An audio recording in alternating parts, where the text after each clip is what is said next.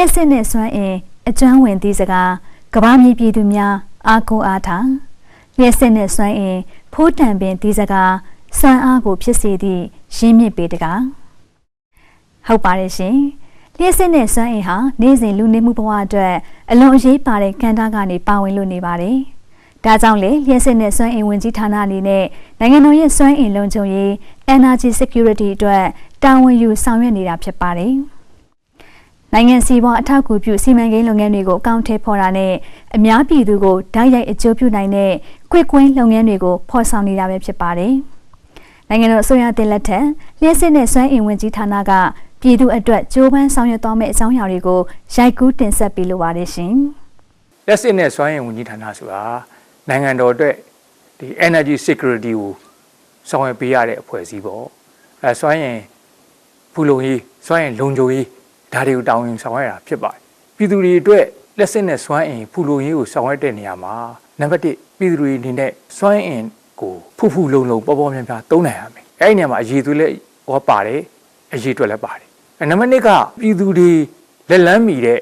ဈေးနှုန်းနဲ့သုံးစွဲနိုင်ရမယ်နံပါတ်3ရေရှည်သုံးစွဲသွားနိုင်မှုအတွက်အာမခံချက်ရှိရမယ်အဲ့ဒီလုပ်ငန်းစဉ်တွေကိုကျွန်တော်တို့ဝန်ကြီးဌာနကြီးကတာဝန်ဆောင်နေပါတယ်အဲ့တော့ကျွန်တော်တို့အစိုးရအသစ်အနေနဲ့တာဝန်စပြီးတော့ထမ်းဆောင်တဲ့နေ့မှာပဲနိုင်ငံတော်သမ္မတကြီးအနေနဲ့ပြည်ထောင်စုလွှတ်တော်မှာမိန့်ခွန်းတရားပြောကြားခဲ့တယ်။အဲဒါပြင်နိုင်ငံတော်သမ္မတဧည့်ဆောင်တော်မှာလည်းပဲမိန့်ခွန်းတရားပြောကြားခဲ့တယ်။အဲ့ဒီမိန့်ခွန်းနှစ်ရက်စလုံးမှာနိုင်ငံတော်ရဲ့လက်စစ်နဲ့စွမ်းအင်ခန္ဓာကိုအလေးထားပြီးတော့မှာကြားတော်တာရှိပါတယ်။အဲဒါတွေဟာဆိုရင်ကျွန်တော်တို့ဝန်ကြီးဌာနအတွက်တော့လုပ်ငန်းလမ်းညွှန်တွေပဲဖြစ်ပါတယ်။အဲဒါပြင်နိုင်ငံတော်သမ္မတကြီးအနေနဲ့အခါခွင့်တင်နိုင်ပြောလေးရှိတာအဲ့ဒါကတော့ပြည်သူလူထုရဲ့အကျိုးစီးပွားကိုထိခိုက်မှုမှန်သမျှဘယ်အကြောင်းအရာကိုမှလက်ခံမှာမဟုတ်ဘူးဆိုတာကိုပြောကြားလမ်းညွှန်ထားတာရှိပါတယ်အဲ့တော့ကျွန်တော်တို့လက်စစ်နဲ့စွမ်းအင်ဝန်ကြီးဌာနကလည်းပဲပြည်သူလူထုအကျိုးစီးပွားကိုရှေ့ရှုပြီးတော့နိုင်ငံတော်မှာလက်စစ်နဲ့စွမ်းအင်လုပ်ငန်းတွေဖွံ့ဖြိုးတိုးတက်လာဖို့အတွက်အစီအမံတွေချမှတ်အကောင့်ထဲပေါ်ဆောင်ရွက်နေတာပဲဖြစ်ပါတယ်။လက်စစ်နဲ့စွမ်းအင်လုပ်ငန်းတွေကရရှိစီမံဆောင်ရွက်ရတဲ့လုပ်ငန်းတွေဖြစ်တယ်။ငွေကြေးအရင်းနှီးများတယ်။နည်းပညာတွေလိုအပ်တယ်။အစီမံကိန်းတွေပေါ်ဆောင်ပြီးအကောင့်ထဲပေါ်ပြီးဆိုလို့ရှိရင်စွမ်းအင်ဖူလုံမှုလုံခြုံမှုဆိုတာဖြစ်လာတယ်။အဲ့လိုဆောင်ရွက်နိုင်မှုအတွက်ကြံစီကောင်းနေရှိရတယ်။အစီမံကောင်းနေရှိရတယ်။နောက်တစ်ခါစီမံကိန်းတွေအကောင့်ထဲပေါ်ရမယ်။ပေါ်ထားတဲ့စီမံကိန်းတွေကိုအောင်မြင်အောင်ဆောင်ရွက်နိုင်ရတယ်ဒီလိုချက်တွေနဲ့ပြည့်စုံမှသာလေခုနစွမ်းရင်ပူလောမှာဖြစ်ပါတယ်အဲ့လိုရေရှည်အစီအမံတွေနဲ့ဆောင်ရွက်နေသလို quick win လို့ခေါ်တဲ့ချက်ချင်းပြည်သူအကျိုးစီးပွားဖော်ဆောင်နိုင်တဲ့လုပ်ငန်းတွေလည်းလှုပ်ဆောင်နိုင်ရမယ်စွမ်းရင်ပူလုံမှုအတွက်ကျွန်တော်တို့ဆောင်ရွက်နေတယ်အဲ့လိုဆောင်ရွက်နေတဲ့အခါမှာအများပြည်သူပို့ဆောင်ရေး public transportation အဲ့ဒီကဏ္ဍကြီးဖွံ့ဖြိုးလာမှသာလျှင်ပြည့်စုံတယ်အဲ့တော့အဲ့ဒီခန္ဓာကြီးဖွံ့ဖြိုးလာဖို့ဆိုရင်ကျွန်တော်လက်စစ်နဲ့စွမ်းအင်ခန္ဓာကြီးကအထောက်ပံ့ကောင်းကောင်းပေးထားနိုင်ရမယ်။ဒါရေးကြည့်တယ်။လက်စစ်နဲ့စွမ်းအင်ဝန်ကြီးဌာနအနေနဲ့ထိုက်တဲ့အထောက်ပံ့တွေပေးထားပါတယ်။ဆောင်ရွက်နေပါတယ်။သို့တော်ဒီတဲ့ဖွံ့ဖြိုးဖို့လိုပါတယ်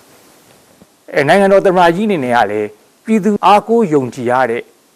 သေးပို့ဆောင်ရေးစနစ်ဖြစ်ပေါ်လာအောင်ဆောင်ရွက်ပါလို့လမ်းညွှန်ထားရှိတယ်။အဲ့တော့ကျွန်တော်တို့လက်ရှိကျွန်တော်လှုပ်ဆောင်နေတာတွေကိုပြန်ပြီးတော့စနစ်ကြအောင်လုပ်တယ်အဲ့လိုဆောင်ရွက်နေတဲ့စနစ်တွေကိုကျွန်တော် upgrading လုပ်အဆင့်မြင့်မယ်။နောက်ပြုပြင်ပြောင်းလဲမှုတွေ modification တွေကျွန်တော်လုပ်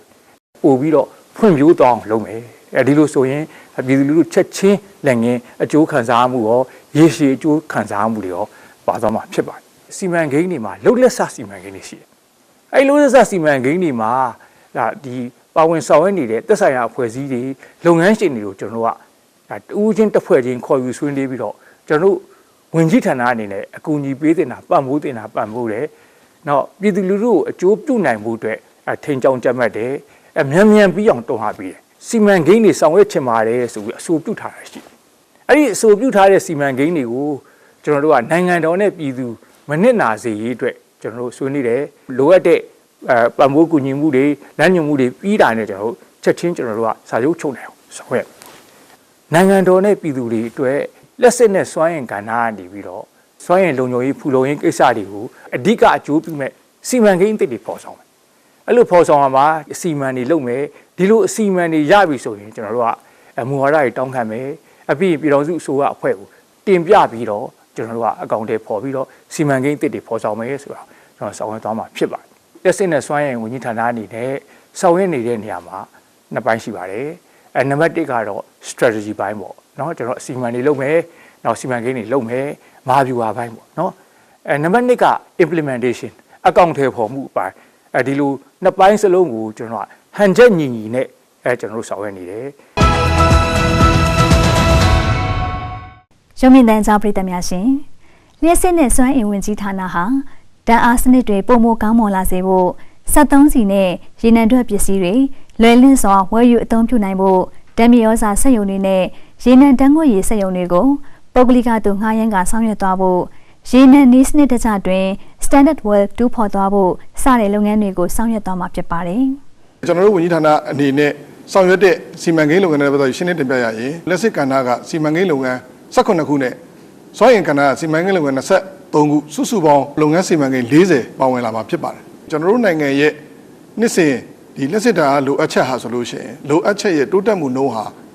9%ကနေ13%ရှိတဲ့အတွက်ကြောင့်နိုင်ငံတော်ရဲ့လက်စစ်ဓာတ်အားကိုတိုးမြင့်ဖြန့်ဖြူးပေးနိုင်မှုအတွက်ကိုကျွန်တော်တို့အနေနဲ့စီစဉ်ဆောင်ရွက်လျက်ရှိပါတယ်။တာစီမြို့နယ်မှာရှိတဲ့သပြေဝဆိုလာစီမံကိန်းနော်နေပြည်တော်မှာရှိတဲ့ရွှေမြို့ဆိုလာစီမံကိန်းနဲ့နောက်မြန်အောင်မှာရှိတဲ့ကညင်ရလက်စစ်စီမံကိန်းတွေနဲ့ပတ်သက်ပြီးတော့ဆောင်ရွက်သွားမှာဖြစ်ပါတယ်စုစုပေါင်းကျွန်တော်တို့စက်တက်စင်အင်အားတော့ 65.5 မဂါဝက်ရှိပါတယ်ဒီထွက်ရှိတဲ့တက်စစ်ဓာတ်အားတွေကိုကျွန်တော်နိုင်ငံတော်ရဲ့ဓာတ်အားစနစ်ကနေတစ်ဆင့်ကျွန်တော်တို့ပြည်သူလူထုထံတိုက်ရိုက်ဖြန့်ဖြူးသွားမှာဖြစ်ပါတယ်တပြေဝဆိုလာစီမံကိန်းကတော့ပြီးခဲ့တဲ့ကျွန်တော်တို့ဧပြီ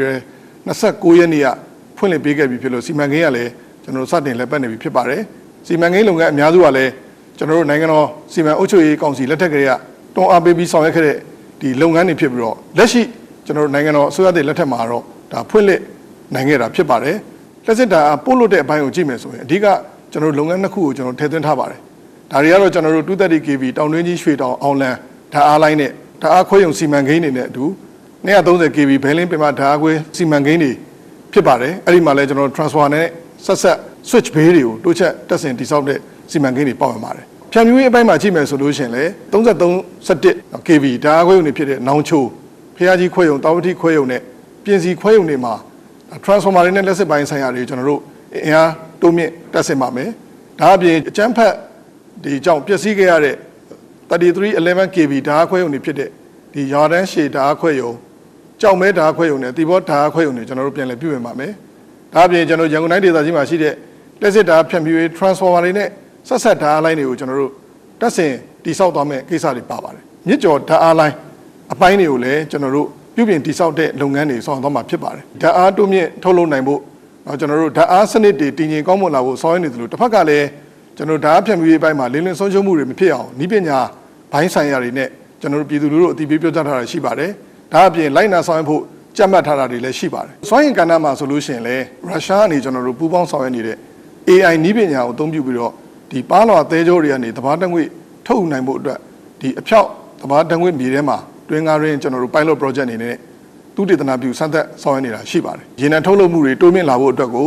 တရားမဝင်လက်ရတွင်တွေပပျောက်လာဖို့အတွက်ကိုနိုင်ငံတော်စီမံအုပ်ချုပ်ရေးကောင်စီအစိုးရလက်ထက်မှာဒီရေနံလက်ရတွင်တူးတဲ့ကိစ္စတွေကိုကျွန်တော်တို့ပိတ်ထားခဲ့တာရှိပါတယ်ပြည်ထောင်စုဝန်ကြီးရဲ့ဦးဆောင်မှုနဲ့အတူကျွန်တော်တို့ခုလက်ရတွင်တွေကနေပြီးတော့မှနီးစနစ်တကျတူးဖော်နိုင်ဖို့အတွက် Standard Well တူးဖော်တဲ့လုပ်ငန်းတွေကိုလည်းပုဂ္ဂလိကတိုင်းရင်းသားလုပ်ငန်းရှင်တွေနဲ့ပေါင်းပြီးတော့မကြခင်မှာကျွန်တော်တို့စာချုပ်ချုပ်ဆိုပြီးတော့မှဆောင်ရွက်သွားမှာဖြစ်ပါတယ်73စီတွေနဲ့ရေနံထွက်ပစ္စည်းတွေဟာပြည်ပကနေအဓိကထားပြီးတော့တင်သွင်းအသုံးပြုနေရတဲ့အခြေအနေတွေကိုတဖြည်းဖြည်းကျွန်တော်တို့ကြော်လာနိုင်ဖို့အတွက်ကိုပြည်တွင်းမှာကျွန်တော်တို့73စီနဲ့ရေနံထွက်ပစ္စည်းအမျိုးမျိုးတိုးမြင့်ထုတ်လုပ်နိုင်ဖို့အတွက်ကိုကျွန်တော်တို့ကြိုးပမ်းဆောင်ရွက်နေတာရှိပါတယ်လက်ရှိမှာဆိုလို့ရှိရင်ကျွန်တော်တို့တစ်နှစ်ကိုဒီရေနံချင်းတန်ချိန်9သိန်းချက်လုံနိုင်တဲ့ကျွန်တော်တို့ modular type ရေနံချက်စက်ရုံအသစ်ကိုတန်လင်းမှာကျွန်တော်တို့တိစောက်ပြီးဖြစ်ပါတယ်မကြခင်မှာကျွန်တော်တို့စမ်းသက်စတင်လက်ပတ်ပြီးတော့ထုတ်လုပ်ခြင်းလုပ်ငန်းတွေဆောင်ရွက်နိုင်တော့မှာဖြစ်ပါတယ်ဒါအပြင်ကျွန်တော်တို့ဒီပြည်တွင်းမှာရေနံထွက်ပစ္စည်းတွေတိုးမြင့်အသုံးပြုနိုင်ဖို့အတွက်ကိုပုဂ္ဂလိကနဲ့အကျိုးတူပြီးတော့မြောင်းတကာနဲ့ကန်ကြီးတော့ဓာတ်မြေဩဇာစက်အုံတွေကိုစင်းမြင့်တင်ဆောင်ရွက်သွားမှာဖြစ်ပြီးတော့ဓာတ်မြေဩဇာတွေတိုးမြင့်ထုတ်လုပ်ရရှိနိုင်ရေးအတွက်လည်းစီမံဆောင်ရွက်လျက်ရှိပါတယ်လက်ရှိမှာတော့ကျွန်တော်တို့ပြည်တွင်းထုတ်လုပ်မှုဟာကျွန်တော်နိုင်ငံ73စီလိုအပ်ချက်ရဲ့300ခန့်နှုန်းကနောက်ဓာတ်မြေဩဇာလိုအပ်ချက်ရဲ့900ခန့်နှုန်းနဲ့ ရေနံတန်းငွေလိုအပ်ချက်ရဲ့73ရာခိုင်နှုန်းလောက်ကိုပဲကျွန်တော်တို့ကဖြည့်ဆည်းပေးနေတာဖြစ်တဲ့ကြောင့်ဒီလိုကျွန်တော်တို့စီမံကိန်းအသစ်တွေအကောင့်ထဲပေါ်နေတာနောက်လက်ရှိစက်ရုံတွေကိုအဆင့်မြင့်တင်ဆောင်ရွက်နေတာတွေဟာကုန်ထုတ်လုပ်မှုတိုးမြင့်အောင်ဆောင်ရွက်နေခြင်းဖြစ်တဲ့ကြောင့်ပြည်ပတင်သွင်းမှုတွေကျွန်တော်တို့ရှော့ချသွားနိုင်မှာဖြစ်ပါတယ်ဒီလုပ်ငန်းတွေဟာကျွန်တော်တို့ရေရှည်ဆောင်ရွက်သွားမယ့်လုပ်ငန်းတွေဖြစ်ပြီးတော့ဒီလုပ်ငန်းတွေကိုအပြည့်အစုံအကောင့်ထဲပေါ်ဆောင်ရွက်နေတာတွေဟာနောက်ထပ်စီမံကိန်းအသစ်တွေအတွက်ဒါကနဦးလုပ်ငန်းတွေအစပြိုးပေးနေခြင်းပဲဖြစ်ပါတယ်ပြည်သူကိုချက်ချင်းအကျိုးပြုနိုင်တဲ့လုပ်ငန်းကတော့ဒီမကြခင်ကကျွန်တော်တို့လက်စစ်ဓာတ်အားတိုးမြင့်ဖြန့်ဖြူးပေးနိုင်တဲ့ကိစ္စဖြစ်ပါတယ်ပြီးခဲ့တဲ့ April 22 ရက်နေ့တုန်းကကျွန်တော်တို့ဓာတ်အားစနစ်ကနေပြီးတော့ဓာတ်အား unit ပေါင်း59.4 တန်းခန့်ဖြန့်ဖြူးပေးနေရနေပြီးတော့လက်ရှိအခြေအနေမှာတော့တရက်ကိုဓာတ်အား unit ပေါင်းတန်း80ကျော်လောက်ထိတိုးမြင့်ထုတ်လုပ်ဖြန့်ဖြူးပေးနေတာဖြစ်တဲ့အတွက်ကြောင့်တရက်ကိုဒါပြည်သူလူထုကိုနေ့စဉ်ဓာတ်အား unit 10 တန်းလောက်ကျွန်တော်တိုးမြင့်ပြီးတော့ဖြန့်ဖြူးပေးနေတာရှိပါတယ်ဒီ unit 10 တန်းဆိုတာကဒီစီစဉ်မှုတွေရလက်ရှိထုတ်လုပ်တဲ့အခြေအနေကိုနှိုင်းယှဉ်ပြတာဖြစ်လို့တကယ်တော့ယခင်နှစ် April နဲ့မေလတို့ရဲ့ဖြန့်ဖြူးတွေနဲ့နှိုင်းယှဉ်ရင်ယခုနှစ်အလားတူကာလမှာလက်စစ်ဓာတ်အားတိတိတသာတိုးမြင့်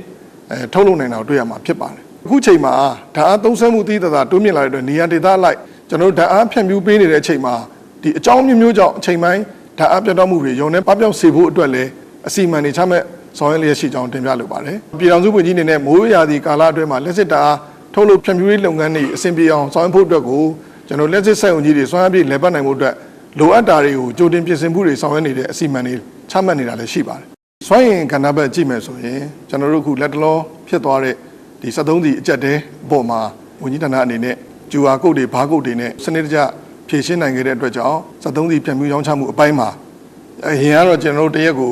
ဂါလန် 3.6 တန်းလောက်ရောင်းနေရနေပြီးတော့လက်ရှိချိန်ဒီမှာတော့တရက်ကိုဂါလန် 2.5 တန်းထိကျွန်တော်တို့ကျသွားပါတယ်73စီတရက်ကို1တန်းရှော့ချသုံးစွဲနိုင်ခဲ့တဲ့အပြင်ကျွန်တော်တို့ရန်73စီလည်းအခုချိန်မှာပုံမတိုးမြင့်တူလောင်ထားနိုင်တဲ့အခြေအနေကိုရောက်ရှိနေပြီဖြစ်ပါတယ်ဒါအပြင်ကျွန်တော်နိုင်ငံတော်သမ္မတကြီးအနေနဲ့ဒီအများပြည်သူသုံးတည်ယူပို့ဆောင်ရေးလုပ်ငန်းတွေကိုအဆင့်မြင့်တင်ဖို့နဲ့တည်ယူပို့ဆောင်ရေးလုပ်ငန်းတွေဈေးနှုန်းတက်တာနဲ့တည်ယူပို့ဆောင်နိုင်မှုအတွက်ကိုမှာကြားထားတဲ့အတွက်ကျွန်တော်တို့ဝန်ကြီးဌာနအနေနဲ့မော်တော်ယာဉ်တွေအတွက်သဘာဝဓာတ်ငွေ့ရောင်းချတဲ့ကိစ္စကို2009ခုနှစ်ကတည်းကဈေးနှုန်းကိုကျွန်တော်တို့မပြင်ဆင်ထားပါဘူးအဲဒီ2009ခုနှစ်ကဈေးနှုန်းတိုင်းပဲတက်တာတဲ့နှုန်းသားနဲ့ကျွန်တော်တို့ရောင်းပေးပါတယ်ရောင်းပေးတဲ့အတွက်ကြောင့်လည်း CNG taxi ကားတွေကယာဉ်စီးကားကိုလည်းတင့်တဲ့ဈေးနှုန်းနဲ့မျှတစွာကောက်ခံနိုင်ဖို့အတွက်ကို